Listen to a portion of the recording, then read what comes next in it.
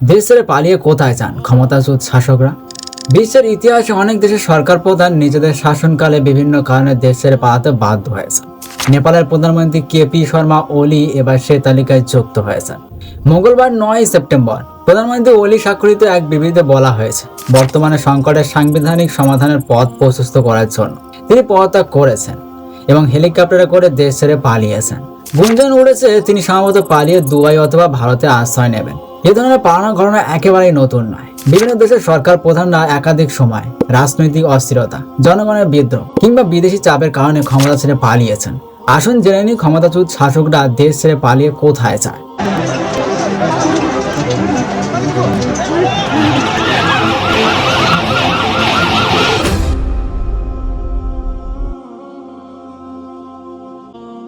যুক্তরাষ্ট্রের শিকাগো ইউনিভার্সিটির the journal of পলিটিক্সে আব্দুল এসক্রিবা এবং ড্যানিয়েল ক্রাগমারিক এক গবেষণামূলক নিবন্ধে লিখেছেন, ক্ষমতাচ্যুত স্বৈরাচাররা পালিয়ে যেসব দেশে আশ্রয় নিতে চায় সেখানে বেশ কয়েকটি বিষয় কাজ করে।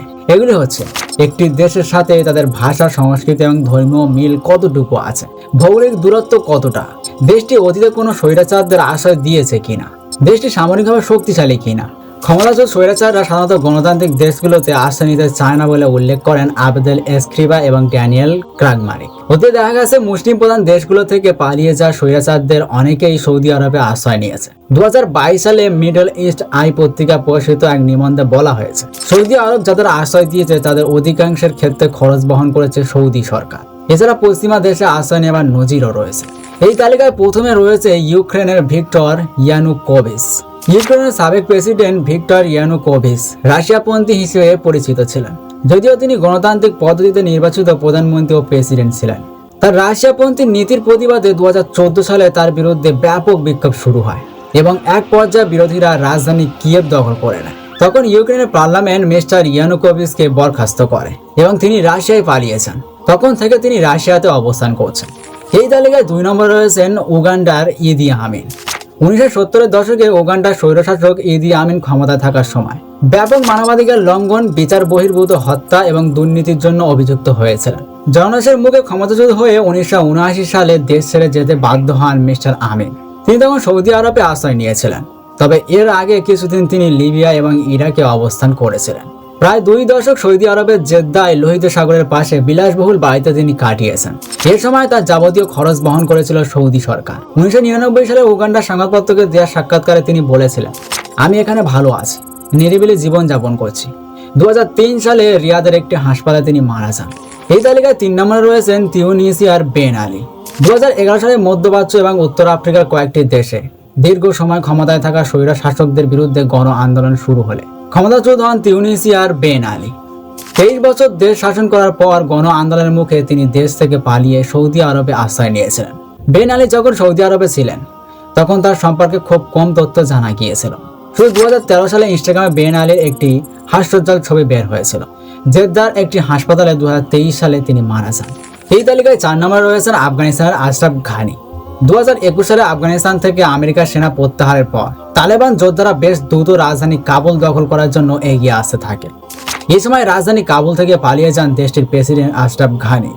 প্রথমে তার গন্তব্য নিয়ে অস্পষ্টতা থাকলেও পরবর্তীতে জানা যায় মিস্টার ঘানি সংযুক্ত আরব আমিরাতে আশ্রয় নিয়েছেন। তখন তিনি বলেছিলেন রক্তপাত ও বিশৃঙ্খলা এড়ানোর জন্য তিনি আফগানিস্তান ছেড়েছেন। এই তালিকায় 5 নম্বরে রয়েছেন ফিলিপিন্সের মার্কোস।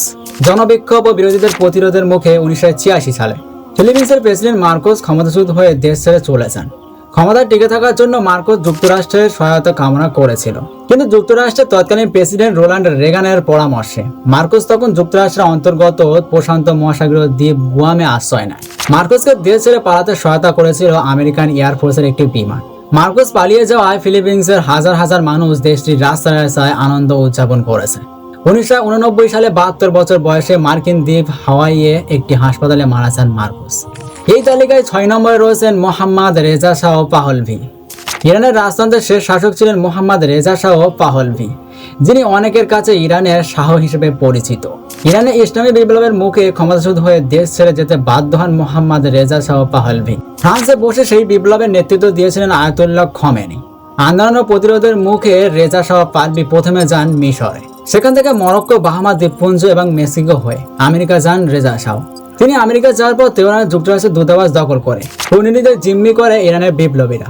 তখন তারা জিম্মিদের মুক্তির বিনিময়ে আমেরিকার কাছ থেকে রেজা শাহকে ফেরত দেওয়ার দাবি করে, কিন্তু আমেরিকা রেজা শাহকে হস্তান্তর না করলেও তিনি আমেরিকা ছেড়ে যেতে বাধ্য হন।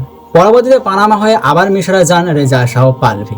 মিশর থেকে রাজনৈতিক আশ্রয় দিয়েছিল। 1980 সালে 60 বছর বয়সে কায়রোতে মারা যান মোহাম্মদ রেজা পাহলভি। এই তালিকায় 7 নম্বরে রয়েছেন পাকিস্তানের নওয়াজ শরীফ। পাকিস্তানের নওয়াজ শরীফ নির্বাচনের মাধ্যমে 3 বার প্রধানমন্ত্রী নির্বাচিত হয়েছিলেন। দ্বিতীয়বার প্রধানমন্ত্রী থাকার সময় 1999 সালে তৎকালীন সেনাপ্রধান জেনারেল পারভেজ মুশারফের সাথে দ্বন্দ্বে জড়িয়ে তিনি ক্ষমতাচ্যুত হন। তাকে দুর্নীতির মামলা সাজাও দেওয়া হয়। এরপর সৌদি আরব ও আমেরিকার মধ্যস্থতায় তিনি নির্বাসনে গিয়েছিলেন সৌদি আরব। ক্ষমতাচ্যুত হয়ে দ্বিতীয় দফায় স্বেচ্ছা নির্বাচনে লন্ডনে গিয়েছিলেন নওয়াজ শরীফ 2019 সালে। সেখান থেকে তিনি 2023 সালের অক্টোবর মাসে দেশে ফিরে আসেন। এই তালিকায় 8 নম্বরে রয়েছেন পাকিস্তানের পারভেজ মুশারফ। অন্যদিকে পাকিস্তানের সাবেক সামরিক শাসক জেনারেল পারভেজ মুশারফ ক্ষমতা নিয়েছিলেন নওয়াজ শরীফকে পদচ্যুত করার মাধ্যমে। মুশারফ 2001 সাল থেকে 2008 সাল পর্যন্ত দেশটির প্রেসিডেন্ট ছিলেন। 2008 সালে নির্বাচনে পরাজিত হয়ে তিনি দেশ ছেড়ে চলে যান। এর 5 বছর পরে 2013 সালে তিনি আবারও দেশে ফিরে নির্বাচনে প্রতিদ্বন্দ্বিতার চেষ্টা করলে তাকে গ্রেপ্তার করা হয়। 2016 সালে মুশারফ আবারও সরকারের সাথে সমঝোতার মাধ্যমে চিকিৎসার জন্য দুবাই যান এবং 2023 সালে মৃত্যুর আগ পর্যন্ত সেখানেই ছিলেন। এই তালিকায় 9 নম্বরে রয়েছেন থাইল্যান্ডের থাকসিন সিনাওয়াত। থাইল্যান্ডের সাবেক প্রধানমন্ত্রী থাকসিন সিনাওয়াতকে 2006 সালে ক্ষমতাচ্যুত করেছিল দেশটির সেনাবাহিনী। থাকসিন পরিবার ও তাদের রাজনৈতিক দলের বিরুদ্ধে ব্যাপক দুর্নীতির অভিযোগ উঠেছিল। ক্ষমতাচ্যুত হবার সময় থাকসিন সিনাওয়াত বিদেশে অবস্থান করছিলেন। সেনাবাহিনী ক্ষমতা নেওয়ার পর থাকসিন লন্ডনে চলে যান। সেখানে তিনি 15 বছর নির্বাসনে ছিলেন। এরপর 2023 সালে তিনি দেশে ফিরে আসেন। এই তালিকায় 10 নম্বরে রয়েছেন লাইবেরিয়ার চার্লস টেলর। লাইবেরিয়ার সাবেক প্রেসিডেন্ট চার্লস টেলর দেশটিতে গৃহযুদ্ধের প্রেক্ষাপটে 2003 সালে ক্ষমতা ছাড়তে বাধ্য হন। তিনি 6 বছর লাইবেরিয়ার প্রেসিডেন্ট ছিলেন। টেলরের বিরুদ্ধে যুদ্ধাপরাধ ও মানবতা বিরোধী অপরাধের অভিযোগ ছিল। সিয়েরা লিওনে গৃহযুদ্ধের সময় বিদ্রোহীরা গণহত্যা, ধর্ষণ সহ যে নানা ধরনের অপরাধ করেছে, লাইবেরিয়ার প্রেসিডেন্ট হিসেবে মিস্টার টেলর তাদের অর্থ এবং অস্ত্র দিয়ে সক্রিয়ভাবে সহযোগিতা করেন বলে অভিযোগ আনা হয়েছিল। এছাড়া লাইবেরিয়ার ভেতরে বিরোধীদের ওপর সহিংসতা এবং সেনাবাহিনীর ওপর নিয়ন্ত্রণ প্রতিষ্ঠানের মাধ্যমে ক্ষমতা দীর্ঘস্থায়ী করতে চেয়েছিলেন টেলর। গৃহযুদ্ধ এবং আন্তর্জাতিক চাপে পড়ে ক্ষমতা ছেড়ে নাইজেরিয়ায় চলে যান তিনি। মানবতা বিরোধী অপরাধের দায়ে তাকে গ্রেপ্তার করা হয়েছিল। চার্লস টেলরকে যুদ্ধাপরাধের অভিযোগে 50 বছরের কারাদণ্ড দেওয়া হয়েছে। দ্য হেগের বিশেষ আদালত এই রায় ঘোষণা করে। এই তালিকায় 11 নম্বরে রয়েছেন শ্রীলঙ্কার গোটাবায়া রাজাপাকসা। শ্রীলঙ্কার প্রেসিডেন্ট গোটাবায়া রাজাপাকসা 2022 সালে গণ আন্দোলনের মুখে দেশ ছেড়ে পালাতে বাধ্য হন। এর আগে আন্দোলনে শ্রীলঙ্কা জুড়ে কয়েক লাখ মানুষ সরকার ঘোষিত কারফিউ অমান্য করেছিল। টিয়ার গ্যাস, জলকামান উপেক্ষা করে তারা শান্তিপূর্ণভাবে রাষ্ট্রপতির প্রাসাদের দিকে মিছিল নিয়ে এগিয়ে যাচ্ছিল। দেশ ছেড়ে পালিয়ে তিনি সিঙ্গাপুরে আশ্রয় নেন। এরপর তিনি থাইল্যান্ডে যান। প্রায় 2 মাস পরে রাজাপাকসা আবার দেশে ফিরে আসেন। এই তালিকায় 12 নম্বরে রয়েছেন বাংলাদেশের শেখ হাসিনা। বাংলাদেশের প্রধানমন্ত্রী শেখ হাসিনা 2024 সালের 5 আগস্ট ছাত্র জনতার ব্যাপক বিক্ষোভের মুখে দেশ ছেড়ে পালিয়ে যেতে বাধ্য হয়েছিলেন। ওই বছর 4 আগস্ট বৈষম্য বিরোধী ছাত্র আন্দোলনের মার্চ টু ঢাকা কর্মসূচি ঘোষণার পর শেখ হাসিনা দেশব্যাপী অনির্দিষ্টকালের জন্য কারফিউ জারি করেছিলেন। এরপর 5 আগস্ট সোমবার বেলা 2:30টার দিকে তিনি পদত্যাগপত্র রাষ্ট্রপতির কাছে পেশ করেন এবং সঙ্গে সঙ্গেই সামরিক হেলিকপ্টারে করে দেশ ত্যাগ করেন। এই তালিকায় 13 নম্বরে রয়েছেন সিরিয়ার বাশার আল আসাদ। দীর্ঘ 24 বছর ক্ষমতা থাকার পর 2024 সালে 8 ডিসেম্বর সিরিয়ার বিদ্রোহী গোষ্ঠী হায়াত তাহরির আল শামের চূড়ান্ত হামলার পর আল আসাদ নিজ দেশ থেকে পালিয়ে যান। আসাদ সরকারের পতনের পর সিরিয়াকে মুক্ত ঘোষণা করেছে বিদ্রোহীরা। অন্যদিকে আসাদ বিমানে দামেস্ক ছেড়ে রাশিয়ায় আশ্রয় নেন। তাকে রাজনৈতিক আশ্রয় দেওয়া হয়েছে। পরিবারের সদস্যরা সহ তিনি মস্কোয় অবস্থান করছেন।